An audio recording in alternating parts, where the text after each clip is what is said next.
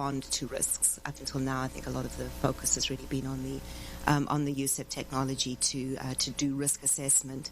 But we know that certainly some of the larger firms are making good progress on how to actually use technology as their further order procedures. So we're going to get ready to do a deeper dive into all of that.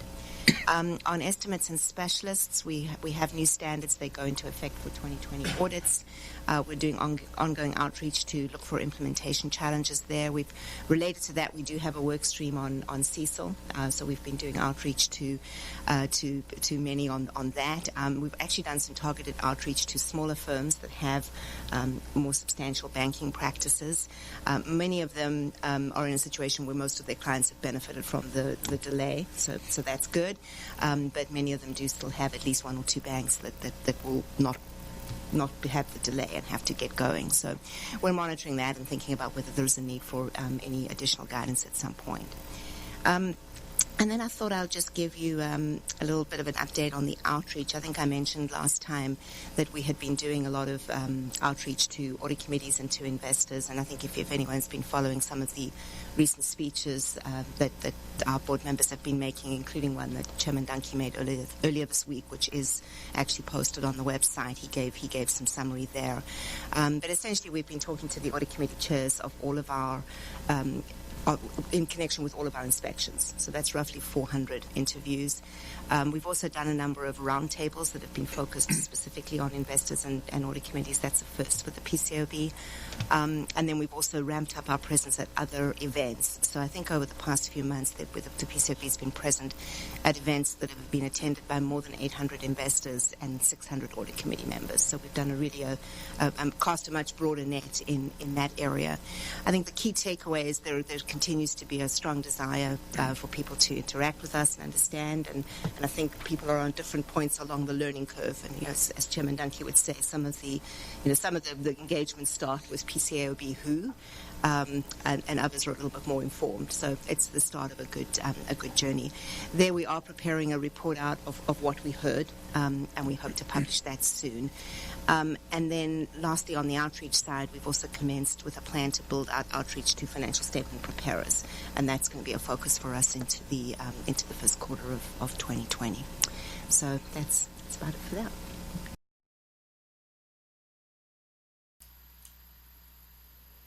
Now, families who are definitely listening to what's being put out here, this is a private FASB meeting that I've made available for all trustees, notaries, and agents that are participating in banking in the box and understanding CECL implementation.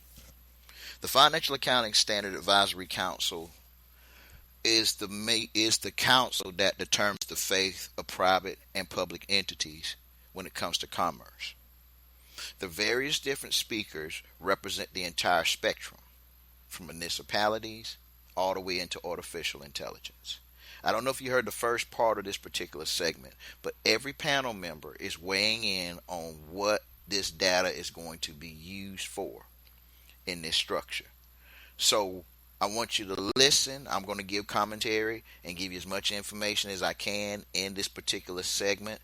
In our actual parent feed, because of the sensitivity of this content, for purposes that I will not disclose, this will be probably the best way for you to obtain this information, take notes, and apply. In our other feed, because of copyright provisions, we have already started an integration of this data into that segment. But, because some of you guys are further along the curve than many others, you will appreciate what's being put together tonight. And I'm going to this segment is going to run for the next 6 hours. So get relaxed, get comfortable, plug in, because I'm going to give you as much as you can stand in this particular segment. Now, I'm going to actually bring in something that talks about the Fed fund rates. And I want you to listen to the Fed fund rates. And then we're going to come back into this meeting. And then we're going to really expound upon CECL implementation. Keep listening, because if you listen long enough, you just might learn something.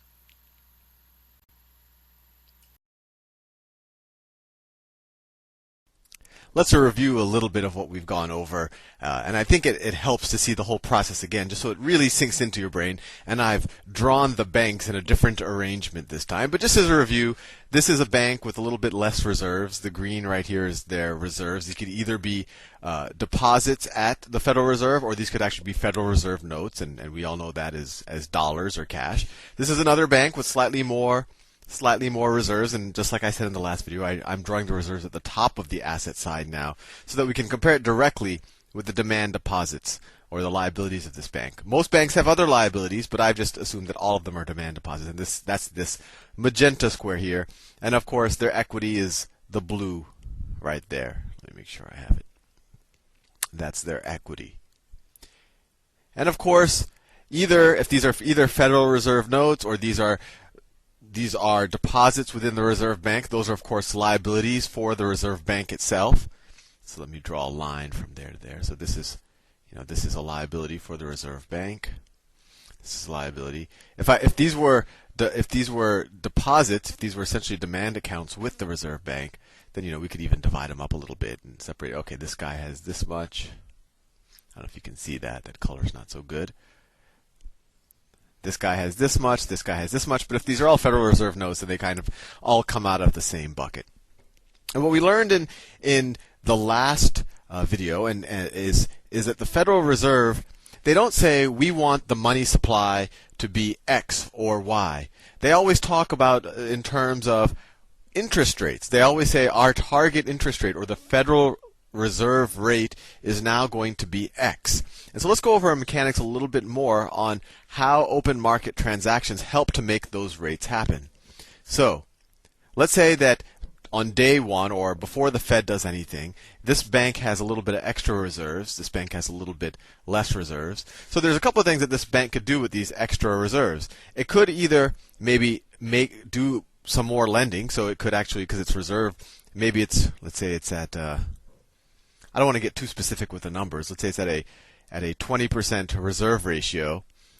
This ratio to this is 20%, and it can be as low as it would feel comfortable being at a 15% reserve ratio. So roughly a fourth of its reserves could be used for doing something else. And what could it be used for? So let's say this portion of its reserves could be used for something else. Well, it could lend them to another bank who maybe needs reserves. So that could be this right here.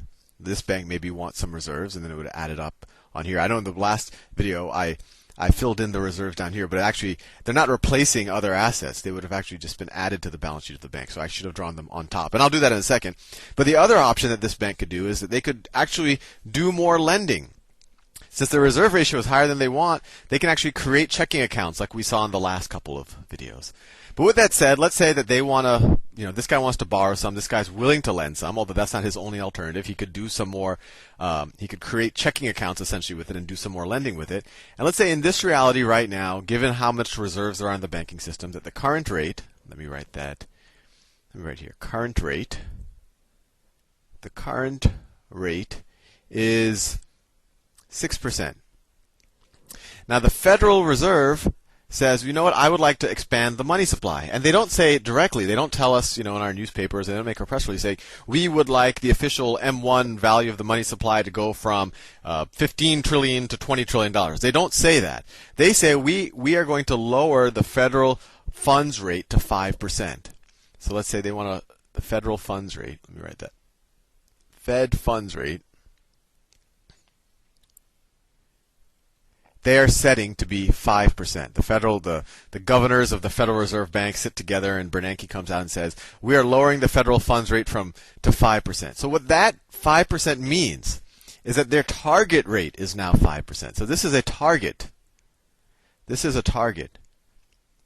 So what they're saying is we are going to perform open market transactions in such a way that now when this bank offers money to this bank, it's going to reduce its rate from 6% to 5%. Or another way to put it, they're going to do open market transactions or operations in such a way that the demand might also go down for the reserves, so this guy might be willing to pay less for borrowing from this guy. Instead of being willing to pay 6%, he'll be willing to pay 5%. Remember, in any transaction, both people have to agree on it. So how do they do that? And I think we're reasonably familiar with the mechanics now. So what the Federal Reserve could do is that they can print some notes. They can print some of their notes. Those are assets because they haven't done anything with them yet. Those are assets. And then there's a corresponding liability. I'll do that in a slightly different shade of green. There's a corresponding liability. These are notes outstanding, right? Actually, I should have done all of this in this darker shade of green. These are the liabilities. The light green are the assets, the notes themselves. And what the Federal Reserve does, because they don't want to become an insolvent bank, so they want to buy the most liquid, safest assets out there, and it actually makes a lot of sense. And we'll touch on this in a lot of different ways. But what they say is, we're going to take this money and inject it into the system by buying treasuries with it. And they could be buying those treasuries from your grandmother, they could be buying it from China, they could be buying it from Russia, they could be buying it from me, they could be borrowing it from my uncle. Regardless of who they buy it from, let's say they buy it from someone in the U.S. so that we don't get confused right now. Let's say they buy it from my uncle. So this is my uncle. Let me see if I can draw him. This is my uncle. He's holding a treasury right now, an IOU from the government. That's what he has. He wasn't willing to sell it before, but let's say the the Federal Reserve has printed more money, and now and he's like, well, I'm not going to sell it now, but if someone's willing to offer me a little bit more money for it, maybe I'm willing to part with my treasury bill. So the Federal Reserve, and he doesn't know that he's selling it to the Federal Reserve. He just sees like it's selling it into a market. The same way that when you buy a stock, you don't know who you're buying it from or who you're selling it to and all of that. So all of a sudden, someone goes out there and is willing to pay a slightly higher price for these treasury bills, these IOUs from the government, and he's like, oh, fine, yeah, that's a good price. I'm going to sell them to whoever's buying it. It turns out that it's actually the Federal Reserve that's buying it. So the Federal Reserve, all of a sudden, has... My uncle would be a big-time operator if the Federal Reserve only bought from him. He would have to have hundreds of billions of dollars of these things. And he doesn't have his IOU anymore. What does he have right now? That IOU is now exchanged for a dollar bill, or hundreds of billions of dollar bills, or reserve deposits at the Federal Reserve. All of the same, but we'll just to keep the abstraction solid for right now, we'll keep it in terms of dollar bills. So his IOUs he sold in exchange for these dollar bills. And what does he do with them? This is hundreds of billions of dollars. He's not going to stuff it all into his mattress. He's going to deposit it into the banking system. So maybe he gives a little bit to this bank up here. And this is a slight mistake that I did in the last video. I was adding it below. But it's not replacing other assets. It's new assets. So let's say he put some of it here, my uncle, after he sold his treasuries. And let's say he puts some of it in this bank, or maybe it's a bunch of people's uncles, and they all don't go to the same bank. Let me do that in a slightly different shade of green, just so you know this is, I'll do it in blue, just so you know this is like a new deposit, but it's close enough to green that I think you get the idea. And of course, he has an offsetting his checking account if he didn't have one already. Now he has one, so their liabilities increase a little bit. So a couple of things will happen just in terms of how does this affect the rate that they're charging to each other. Well, now all of a sudden this bank's reserve ratio has gotten a little bit better. His assets and his liabilities increased, right? His assets increased by the amount of my uncle's deposit, but so did the liabilities because he's had the demand deposit. But it came at a ratio of reserves to demand deposit 100%. So this would have improved his reserve ratio. If you now take the ratio of this height to this height, it's now going to improve a little bit, right? So now he doesn't need money, this bank doesn't need money as bad in order to improve its reserve ratio. And likewise, this bank now even has an even better reserve ratio. He already had more reserves than he needed, and now he got even more. He has even better reserve ratio. So now this guy's demand for reserves is a little bit lower, and this guy's supply of reserves is a little bit higher. So this guy's only going to be willing to pay a little bit less for new reserves from this bank, and this guy, he's willing to charge less now because he has more. He doesn't know what to do with it. He doesn't know enough people who want to borrow more money, so he wants to actually lend off some of his reserves. So just by increasing the supply of reserves and decreasing the demand of reserves, the current rate, if the Fed does this appropriately, will go to 5%. And let's say it only went to 5.5%, then the Fed will keep doing this. And then it'll go to 5%. If it goes too far, if it goes to 4.5%, maybe the Fed will reverse the transaction. The Fed will actually go out there and sell these treasury notes. But I also want to make it clear that the point of this, although it does affect the interest